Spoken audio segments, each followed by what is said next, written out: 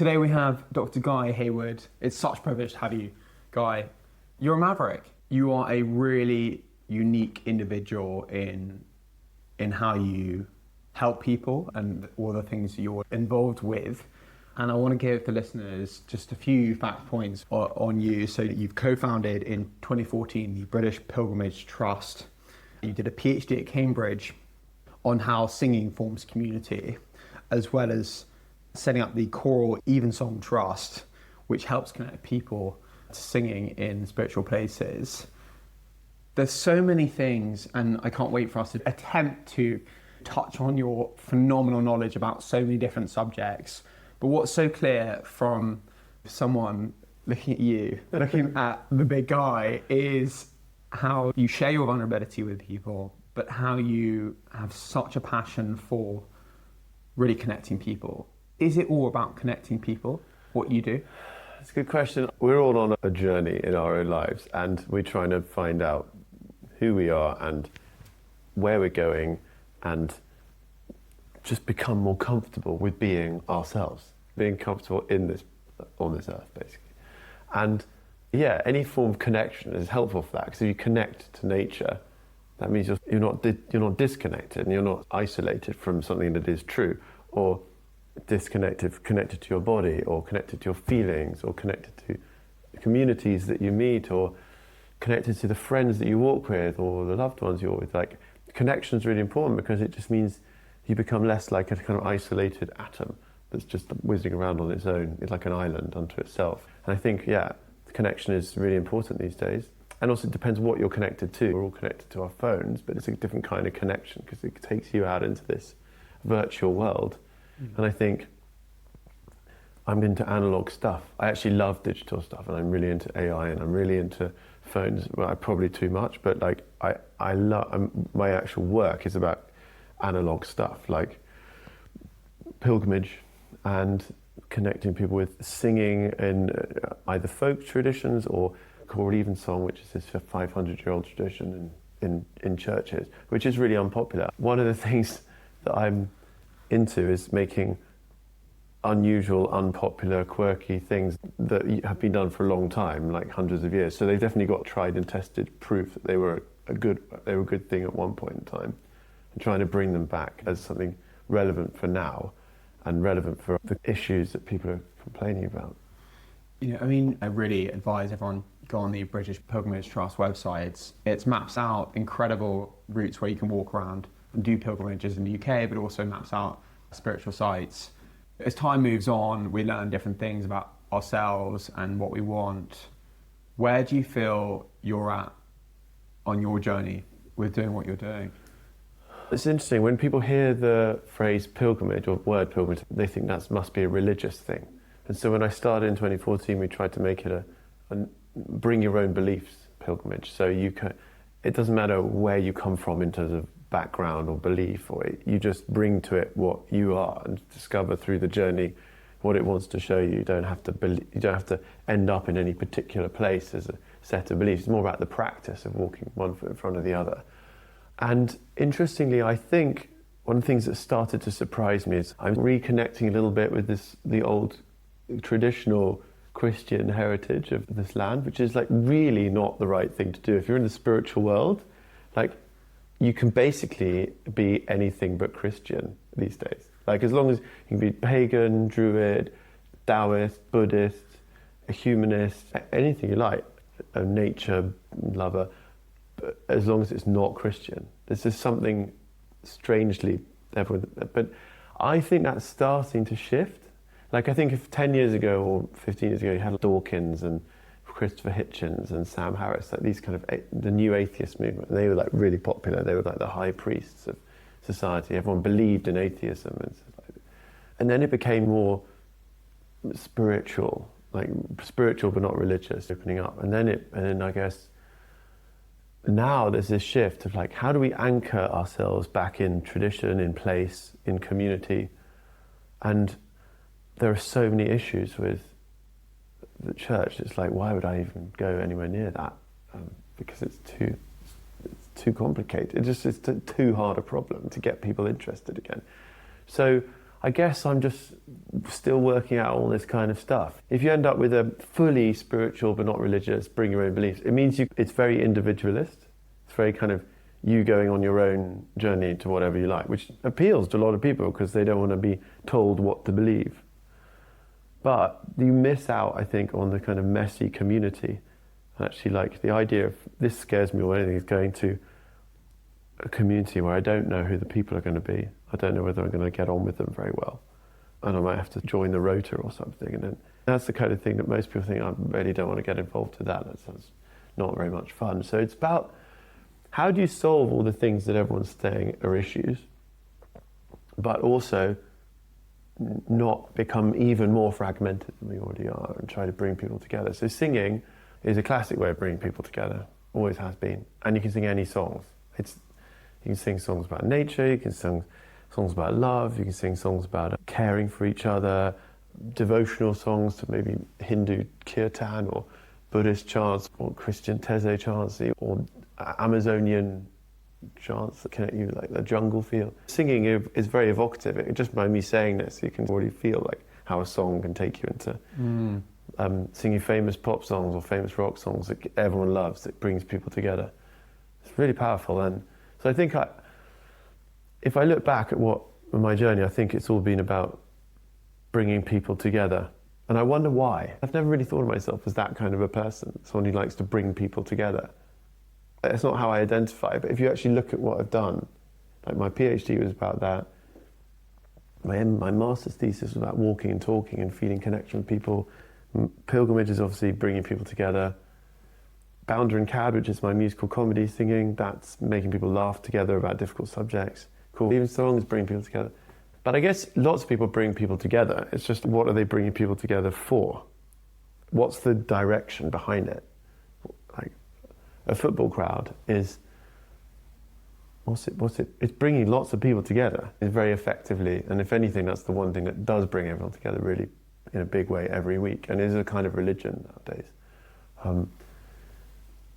And it makes people focus on flow and being in the moment and really like present. People are just looking at the ball for an hour. But yeah, there is something, it's not like making you think, oh, I need to love more, or I need to be kinder to my mother or my lover, or yeah, it's not, football doesn't really do that, it's just something else. And I think there are just all these different spiritual practices. Like, what I'm learning in myself is more and more it's about practices. What do you do with your life rather than what do you believe? Or is it about, what have I learned about myself, specifically myself? I've learned actually that I was not that connected to nature, and I still am not. That's the weird thing, is sometimes you choose a job or a vocation, a path, like, why? That's the most interesting question. Why have you chosen what you've done? What is it doing for you? For me, it is literally teaching me how to be connected with my body, with nature, with my heart. It kind of forces me to engage with those things. Would I have done that as much if I hadn't taken this path? Probably not. And you framed depression really beautifully in one sentence, and how people can not be depressed. Could you just repeat that for us? I think depression is something to do with feeling disconnected from what is out of you or outside you, what is beyond you, something that's greater than you. It's an isolation, it's illness of isolation really. One of the biggest symptoms is withdrawing from social life and withdrawing from your friends and withdrawing from sharing who you are. And so I think the cure to depression is... We've heard that word, the big word, cure. I think the cure to depression is connecting with what is beyond yourself. And you connected that to storytelling, and there being a link there with pilgrimages and... Yeah, I think storytelling makes you feel part of something, because it makes you feel part of a bigger story. And especially if the story is really a good one. Like, I'm generally of the opinion that the best story should win, rather than necessarily the one that is factually the most correct. Because really good stories, they're true, but not necessarily in the normal way that people describe true. They have an even higher truth. It's a bit like people say Lord of the Rings is not true, and it's just fantasy. And they say as if it's like a bad thing, that. Oh, it's just like fantasy. Yeah. And people put it down, and you think, why? Why would you put it down? Because if it's connecting to some kind of truth that is within us, but something true about our psyche, or the way we connect with nature around us, or the way we connect with morality, whatever, then it's true. And so I feel that stories that have been passed down generation to generation that are connected to the land for depression, they really anchor people, make people feel like they belong somewhere. I think depression is also a disease of feeling like you don't belong. So interesting. There are so many parts to your involvement with encouraging people to come together, whether it be for singing or for a pilgrimage. Can you put us on that journey of a pilgrimage? Let's hit a definition and maybe just put us into that world of what the process looks like. Just get a kind of sense of being by that river and what it gives people and how it creates that connection. I think firstly, there are different lengths of durations of pilgrimage. So if you're going for a day or for half an hour, it's different to doing a 3-week pilgrimage. Let's say we're doing a big one, like 1 week, 2 week. Yeah, 3 weeks, whatever, 4 weeks. 5. 50, okay. Yeah. It's that moment when you think, oh, that sounds quite good. I'd quite like to do a pilgrimage. And people have that sort of vague, it's bubbling up inside them. And why is it bubbling up inside them? And it's usually, they might not even know, and it might be unconscious. Their subconscious knows they need to do it, but their conscious doesn't understand why. So, for example, they're going through a divorce, or retiring, or they just lost a job, or they're just starting out and they don't know where they're going in life, or they've got burnout, or they've lost someone like bereaved, they're in grief, and they might not even realize how in grief they are until they're on the journey. But they feel this urge, they need to walk it out. So that's the beginning, is usually this. Most people don't do a really big pilgrimage and put that effort and take that time out unless they are going through something. It's just a thing. And I think even if they don't think they're going through something, usually once they start walking, the emotions bubble to the surface and stuff starts to pop into your mind that has been lying dormant for years. It's just a weird thing that the walking mind gives you, the walking heart gives you. Yeah. So that's the first bit. Then you've got to say, well, okay, where am I going? Because that's the obvious question. Maybe you've worked out when or how much time you're going to give it, and then you say where. And when people say to me, where should I go? I just say, what landscape do you like? What kind of landscape? Do you like rivers? Do you like mountains? Do you like flat? Do you like deep forests or really remote islands? What pulls you? And then they usually have an answer. Most people know what land they want to go to. And then I said, have you tried that part of Britain? Or because we focus on Britain, the British Pilgrimage Trust, but you could go anywhere in the world. And then once they decide where they're going to go, they can come to our website, find the route, all that kind of stuff. But then the next question is, where am I going to sleep? And that's a big question as a pilgrim, because where you decide to sleep slightly determines how your journey is going to be. You can camp, like you can sleep in churches, church halls, village halls, £10 a night for the community-run spaces. Then you can do Airbnb, you can do hotels, you can do whatever you like. Generally in rural areas, it's harder to do all this. If you're walking, because you're walking from place to place, you can't guarantee that where you're ending up for the night will have an Airbnb, so you might need to be a bit more flexible. In places like Spain, they've just got these hostels everywhere along the route, so you can always guarantee you're going to have somewhere. But in Britain, we're not all over Britain, we haven't got that tradition yet, but maybe along some of our routes, you can sleep in places and there will be a guaranteed place for a pilgrim. So that's the next thing. When you're actually on it, you start by setting an intention. Let's set an intention out. What do you want over the next year, this podcast, to do for you? Connect as many people as possible to inspiration. There you go. That's the intention. And that now means it's more likely to happen. Because it's like casting a spell. Yeah.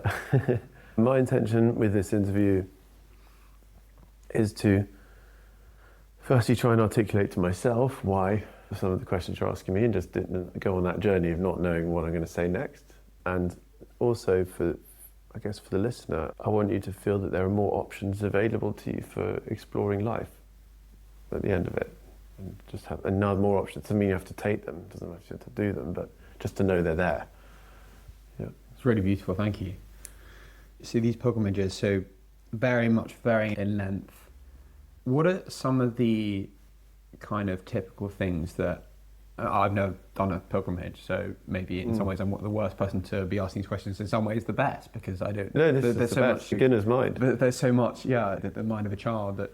Yeah.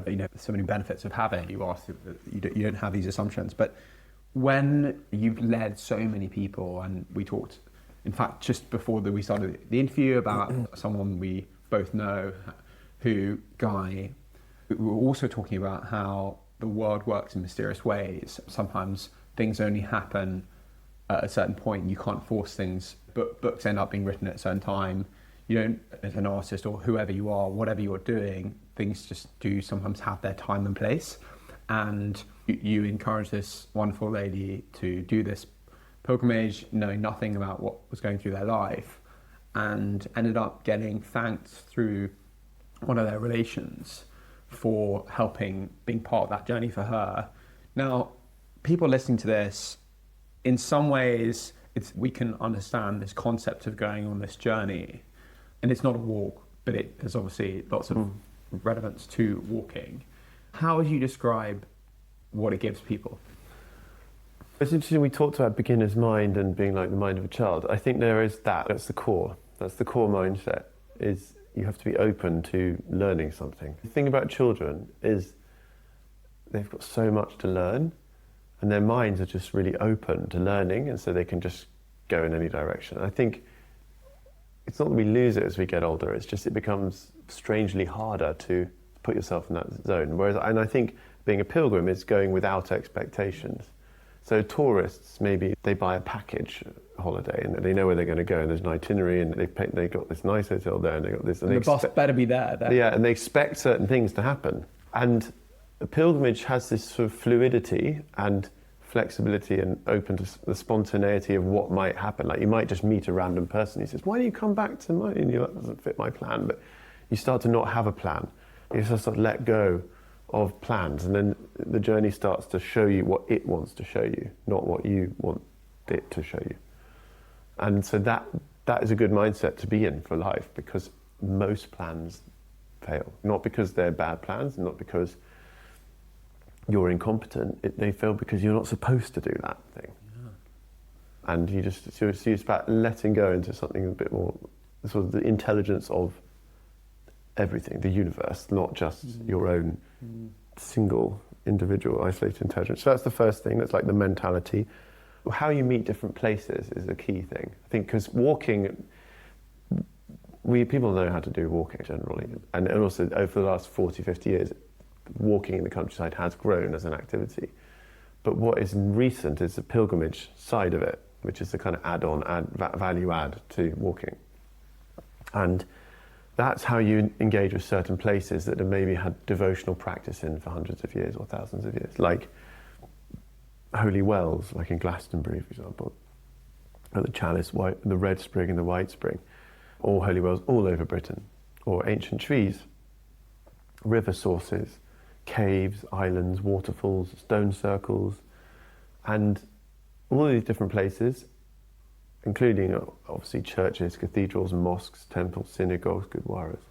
All these places can be engaged with in different ways, and how you behave in each place will determine how you experience it. So if you sit in silence by a babbling brook with a spring, and you light a candle, and like we've listened to a little candle here, you're in silence, or you try and feel the place, you maybe drink some of the water there, or you drink the inspiration of the place. Or with a tree, you hug a tree, or you touch it, or whatever you want to do. And a lot of people laugh at people who hug trees. And my response when people laugh and find it embarrassing, I just say, why wouldn't you hug a tree? Why? It's only just because people think it's a crazy thing to do, and people laugh at it. So just have a go. There's no one saying that you have to feel a certain way, or you have to believe a certain thing in order for you to do it, but just try it first. Islands make you feel different. Waterfalls, you stand underneath it, let it crash over your head and see what that does to your being. And then when you're in a church, maybe kneel at the altar, or lie down on the ground looking up at the ceiling, or put your forehead to the east wall and feel the vibe of the church, or sit in silence, or light a candle for someone, or when you're at a river and throw a pebble into the confluence of two rivers and set an intention as you throw the... You can invent rituals for yourself. You can become your own playful ritual artist. And you to turn your journey into a work of art, I think, is another thing. So, yeah, that's what I'd say is different. And none of what I've said requires you to have particular beliefs. It just requires you to do something and see how you feel afterwards. You know those little moments that lift your day? A smile, the sun coming out, or a piece of chocolate? Audrey's Chocolates have been handcrafting chocolate for over 70 years. Chocolate to die for. It comes in beautiful boxes that make for the perfect gift. Or bars of chocolate that feed daily joy. Discover your moment of joy by visiting audreyschocolates.co.uk and treat yourself to 10% off using the code TheCollective10. There's, a lot there. You talked a bit about connecting with yourself, but also what's around you, and actually how that's related to connecting to yourself and then other people and being open-minded. Have there been some standout moments for you where you've connected with a specific place that's just hit you in a surprising way? Yeah, the most surprising way ever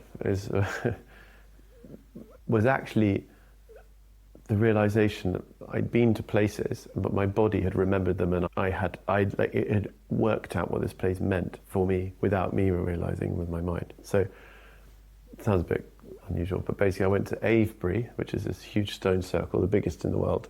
It's near Marlborough in Wiltshire, and it's quite close to Glastonbury and Stonehenge on the same kind of line. And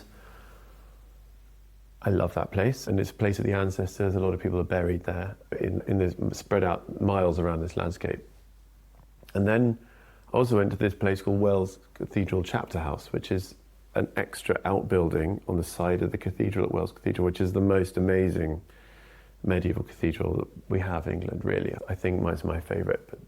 And it has deep sacred geometry connecting with the cosmos, and the chapter house is supposed to represent the moon. And then I went there and I loved singing in it, and I thought I love these places, so that's the thing. But then this really strange thing happened where I meditated, and I had this feeling where this energy was going down my spine into my root, into the sort of that region, the root chakra.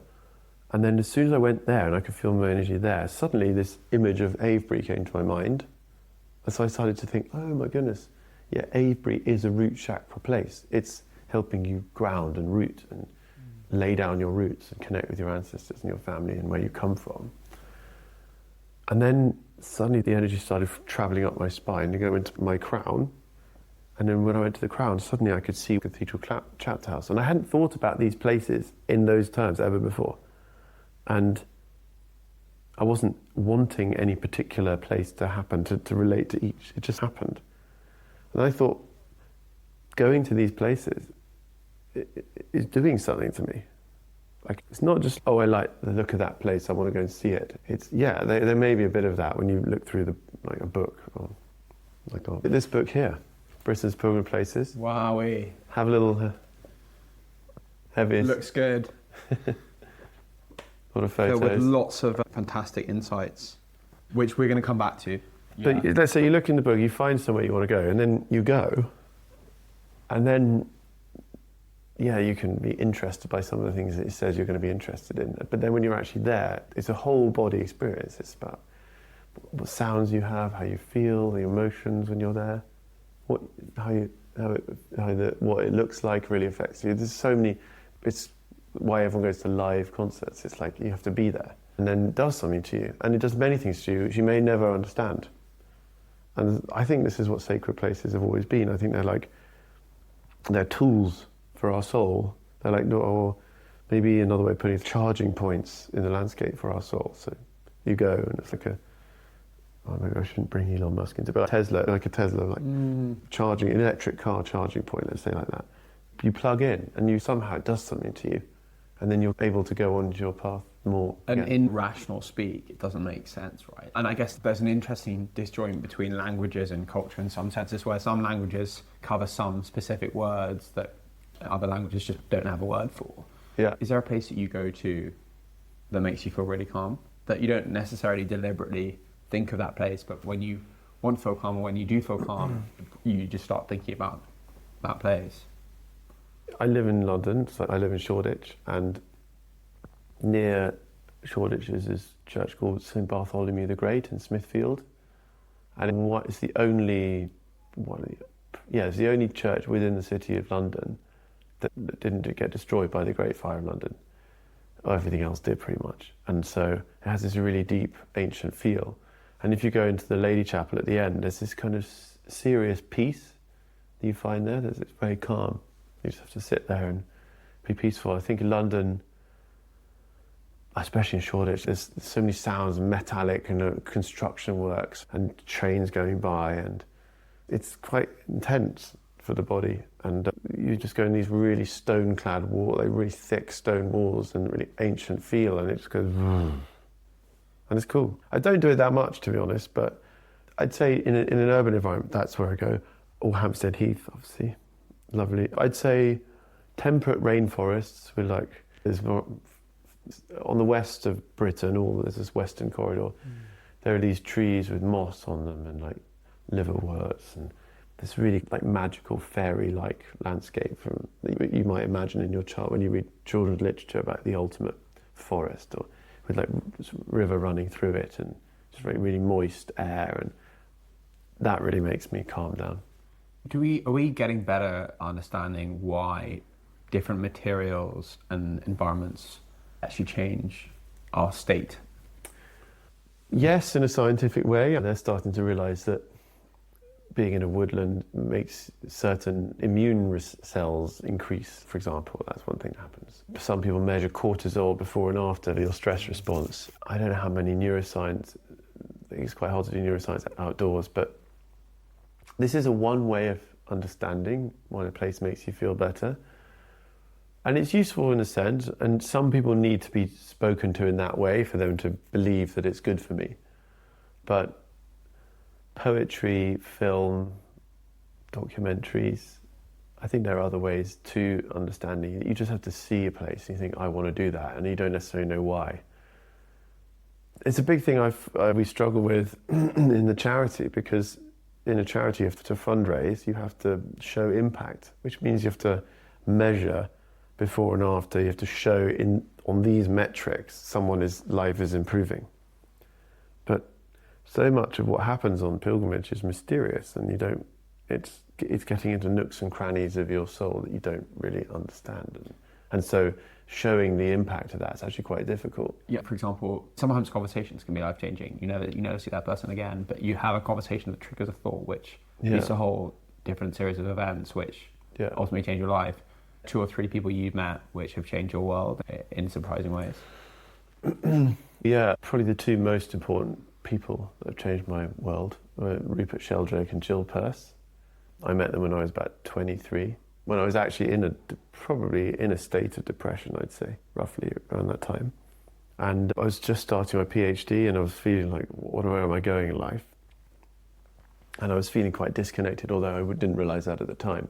And I was focusing on sorting out my diet. I thought maybe if I ate better foods, suddenly my depression would go, or if I did more exercise, it would go. And none of these things in themselves, they probably helped, but they didn't get rid of it. But I think it was eventually connecting to Rupert's work on science and how he can opening it up to extended consciousness, the idea that you can go beyond current materialist paradigm of the mind just being inside the brain and just being inside the skull, and that a bit like with your mobile phone, how we know that a phone can beam rays around the cosmos, and then someone can then pick it up and then speak. It's unbelievable if you think about it.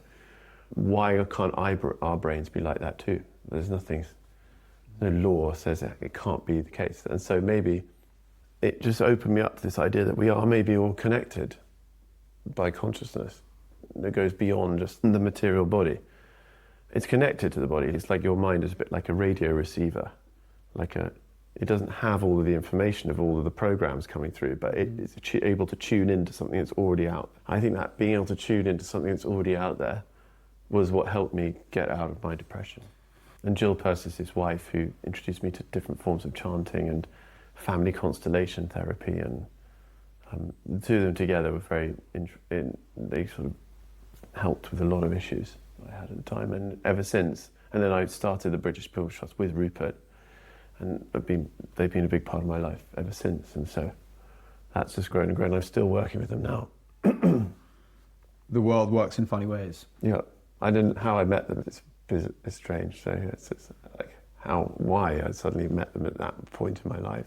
People have such different lives. The listeners are in such different phases of their lives. Some are finishing careers, some are working out what they want to do. What are some of the things that you really strongly believe that people should be doing more of to be connected to themselves or other people or even their environment? And I know we've covered a few things. If you're by a river, putting your hand in the river, it's being connected, it's being conscious, deliberate. And I think going back to what we were talking about earlier is around how people can have that connection and that purpose. How do you feel like people can dial up? They might already have a great purpose in life, but can we gear up? It's a perfect segue from previously where we were talking about Rupert Sheldrake, and once he'd written his book, The Science Delusion, I asked him, what's your next book going to be on? And he said, I think spiritual practices, but looking at the scientific benefits of spiritual practices. Because for the last 50 years we've been trying to bring spirituality into science. But what about bring science into spirituality? What works? What are the practices that actually work? And so we looked all over the world, and he came up with various practices that are done all over the world to make people feel better and live longer, happier, healthier lives. And so gratitude is the first one. There's something very healthy just about being grateful. Enormous amount of science that shows just being grateful more often just connects you in with that which is greater than you, but also just makes you look at life more positively. It opens you up. I bet if you were to start thinking about how grateful you are that you're a podcaster and this is starting to be successful and that people are listening and you had this dream and it's actually working out, and you feel that gratitude for the fact that you're living this life, and you're grateful for all the people that have been helped, and you're grateful how it's helped you. As soon as you start talking like this, you can probably already feel it. You feel better, and that's just easy. That's an easy thing to do. It's not difficult, and most people can find something to be grateful for. So that's one. I'm Nicola, a friend, he does AA, and part of their practice and his practice is he has a group on WhatsApp, and every day he'll write 3 things he's grateful for. And it's not things like, oh, I'm grateful to have somewhere safe to live. It's often very different things. And I think a challenge for many people is how do you creatively think around what to be grateful for? There are many dimensions that don't really get appreciated, and how do we get creative around bringing awareness to what the nuanced things that we should be grateful for are. And the way that our brains work is we get used to things that we have, right? Someone was talking about hot water and how we are completely untuned as to how great it is that we have that. They're basic stuff. They're basic stuff. But even like moments with people, I feel like we were talking about British culture. We are awful in Britain about showing awareness to what we get from people around us and vocalizing great things we see in people. And this is such a great route to sharing that gratitude with people. No, it's not very British actually to be grateful. It's like, funny, you hear it, you think actually it seems a bit American. Sounds American. Yeah, it sounds American. It's interesting, isn't it? But 2 on the notes. Yeah, but why? It's much better to be grateful. Yeah. So that meditation, and a meditation paired with prayer. I think prayer gets a lot of bad rep, because obviously the question comes, well, what are you praying to? And then you start thinking, is it a God? And then you start going, oh God, and I'm down the God path. And then people think, I don't believe in that. And then they get stuck, basically. And I went to this talk by Liz Gilbert last night. She had this amazing phrase, which is when someone says to her, I don't believe in God, she says, I'm almost certain I do not believe in the God that you don't believe in either. And that's how she deals with it. So meditation is clearing your mind, trying to create space, connecting with the the ground of all being. Which meditation do you practice? Actually, probably walking is probably that's my way of just getting into a meditative state. It's just your thoughts start to change and you start to be able to pace. I'm not a big meditator, so I know that what I'm saying is good for people because it's one of the most studied things in science. Like it's as a good thing for people, but I just know it's a good thing to do, even though I don't do it myself. It's weird to say that in public, but there's that, and then there's prayer, which is asking for things like asking for blessings on your family or yourself or on your work or even on your enemies. You can be quite creative with what you pray for. Then there's connecting with nature. There's sitting in nature, just sitting down, listening to the birds and just sitting still and being there. Connecting with animals, like watching birds and pets and working how in the moment they are. Singing and chanting. Pilgrimage, obviously, observing holy days and festivals, like observing the wheel of the year. I've actually brought this object. Here it is, which is incense of Imbolc, spelt I-M-B-O-L-C, and this is the smell of February the 1st of the year. And there are all these seasonal festivals throughout the year. It's good, isn't it? Smells must take you places. Yeah. When you smell something, you're that reminds me of this. I'm in the shop. I'm in Glastonbury in Starchild, like looking at all the different seasonal smells. And so I think connecting with seasonal festivals like May Day, harvest, summer solstice, spring equinox, these kinds of things. It's good that watching. The one thing that connects all of us is the sun and the moon, and so those sorts of things are good. Fasting is another one. Sports are a spiritual practice because you're in the flow, you're in the present moment. You can't not be with sports. And the most extreme sports are the ones for people who can't meditate, who are like really hardcore finance people or work in really high pressure environments. They often end up doing extreme sports because if you're halfway up a rock cliff and you're just holding on and your every single handhold helps, you will be present. Yeah. You will be able to be in a meditative state because you're forcing it. Yeah, all different kinds. I'd say just find your way, find your spiritual practice and just see which one works for you. Pilgrimages, they require a bit of planning and they're fantastic in so many ways. We're going to share some links with people so they can discover more around the amazing movement that you push. People coming together in a sort of less planned way. Let's say you live in an urban environment. Are there ways in which you think people should be, or us as a society, be living in a different way? It doesn't need to be complicated, but we think about isolation, and if you live in a city, people might have sports clubs or like their work colleagues, etc. Is there something that's obvious around what we should be doing differently around how we connect with people? And it's a new trend that's really getting going the last few years, which is walking to work. Even if your commute ends up being an hour and a half, because you're walking, let's say, from quite far out, central London, let's say. Walking to work means you're going to see different weathers, see different people. You're going to be able to stop and say hello to someone, or if someone needs help, you're able to help them. And you'll be moving your body in this sort of natural way. And being outside and getting daylight and sunlight, like all the things that are good, and instead of just jumping on the tube. And people might think this takes too long, but you just start a bit earlier. And a lot of people say it's just really improved their life because they get in touch with the people along the route. They look at the buildings, it's more stimulating in a good way rather than stimulating in a bad way. Because in the tube it's stimulating, but it's from the sound, the loud sounds, all the people. It's a different kind of stimulation. So I think that's the simplest, and maybe even ending up at a sacred place before you go into your place of work and just spend a couple of minutes just chilling and tuning in with the sacred place and then going on to your work. And let's say politicians, if they went to Westminster Abbey before they went to work and just sat with a candle or looking at that amazing place, which you can do. You can just go in and pray or be silent or whatever you want to do. So I think it's use your body to go to work. I think everyone does that. Everyone goes to work, so pretty much. Not everyone nowadays, but pretty much everyone. Yeah, that's a really good one. I'm going to want a few more. Well, sometimes if we're lucky enough to have a week spare where we go off somewhere really special and there's a great piece we take from that and reflection, etc. But I think what's really interesting is around like people's daily routine and how that can be. It's like small tweaks can have such big impact. Can you think of any others? Yeah, choose to be loving to your partner a bit more consciously. So go and make them a cup of tea or something, or I don't know, do some kind of act of service, or tell them they're wonderful. Or so, that's probably a good way. Like, opening the channels of love, I think, in your being as much as possible. try not to get pulled into that kind of narrowing thing where you start to get angry at other people. That's a really important part of making your life better, I think.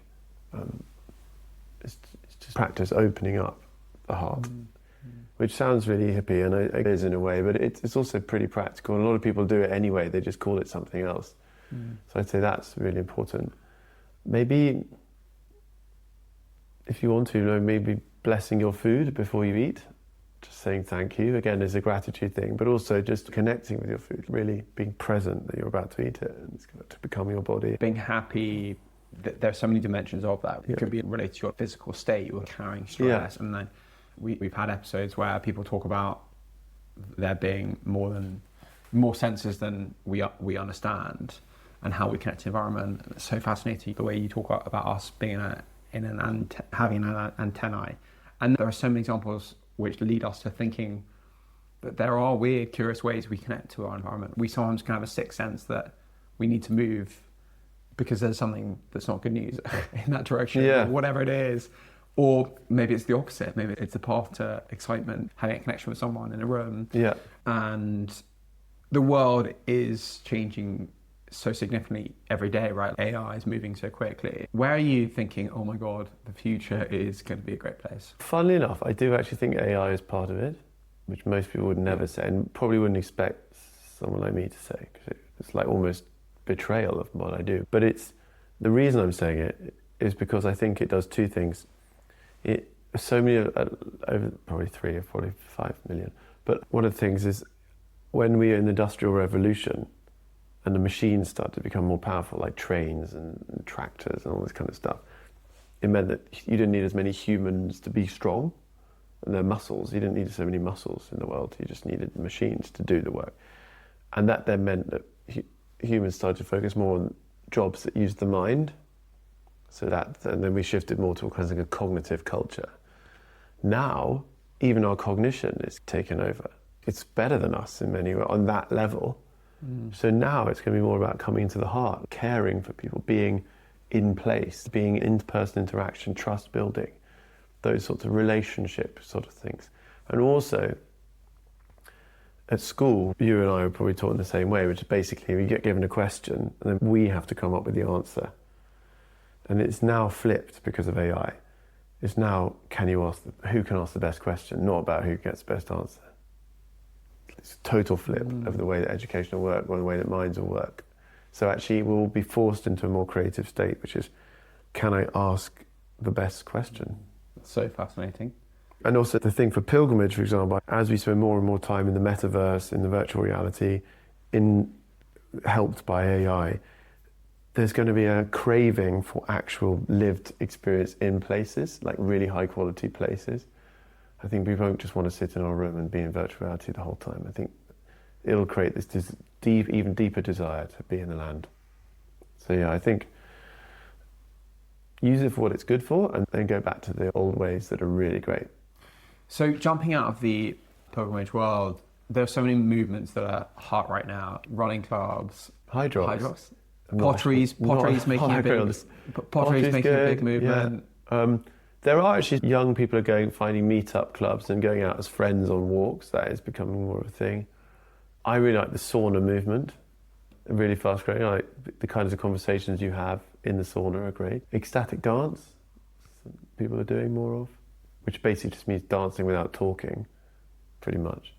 But really funky tribal music perhaps, but ultimately means just really getting into your body, really just connecting with each other in a sort of bodily way, non-verbal. Festivals are growing, like in the summer, like the festival culture is getting huge.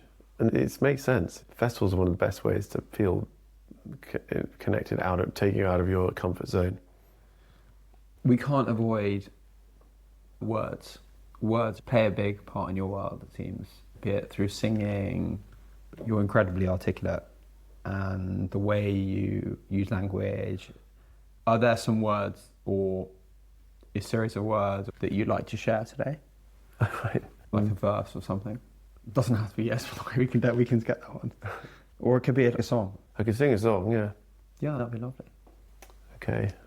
Sung this song many times on shows like this, and I think the reason I do it is because it's just it encapsulates everything. It's the nature connection and the connection of the journey. I'll just sing one verse, maybe.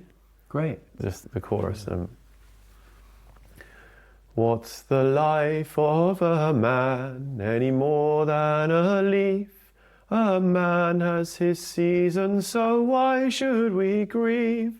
Although in this life we appear fine and gay, like the leaves we must wither and soon fade away. Thank you so much for that. So it's obviously that brings up death. And I guess if you're going to talk about how to live a better life, then death is naturally there, always. Because it's just part of nature. And if you're in nature, you're witnessing death all the time, if you're really looking. So you get really tuned in. But a lot of people don't like talking about that, for obvious reasons. I don't know how you relate or associate with this, but I've heard people talk about who, whatever they do, say it's a job, but as soon as they start caring less a bit about certain things, it becomes much easier and they ironically end up doing better. And I feel like there is something around having a sense of awareness and acceptance that we don't live forever means that we are a bit lighter on maybe ourselves and things in general, and therefore let the world push us into more natural. For me, the thing about death that helps my life is that this is a belief, and so this maybe is where beliefs can help. Yeah. But this is a belief that I am going to, in the same way that a river meets the sea and merges into this big ocean, I do feel that my life I'll merge with this even greater consciousness, and I'll be experiencing a whole new way of being after I die in this form. And then by having that belief, knowing where I might be going, but not knowing what it will be like, that helps me connect with that's in this life too. That is, it's a reality all the time. We're all in it all the time. And so there's no separation. So I don't feel this kind of clear-cut boom moment. Some people think before and after death, suddenly everything's lights are off, there's nothing left. I die. So for me, what you believe happens after death really affects how you are about life. Having said that, I know people who believe there's nothing after death, who have lived amazing lives, and it's almost heroic. They're like super bleak, all goes to black. Like I don't know how they have that belief, and yet they do, and they live good lives. So it's hard to know whether my way is the right way, but it helps me. Guy, it's pretty special how you communicate and how you spend your time to date. How do you, clearly you've got so much knowledge and experience with connecting to various different things. How do you feel like people should manage feeling lonely? There's two sides of being lonely. There's obviously not being around other people. That's a form of loneliness. But there's also a loneliness that comes from being in a group of people but not in connection with yourself. And that you haven't got a really good relationship with yourself. And so you feel alone somehow, even if you've got lots of people around you. And I think so there are two sides. I think, find ways where people come together in a level way, where it's not about how rich you are or how high status, or if you're really good at a particular activity, that kind of hierarchy that can make you compare yourself and stuff. But do things which basically bring everyone together, like singing or worship or whatever, or meditation or walking, whatever it is. It's not really about who's the most important person there. And that will help you not feel so lonely, but also spend more time with yourself. Ironically, makes you probably feel less lonely.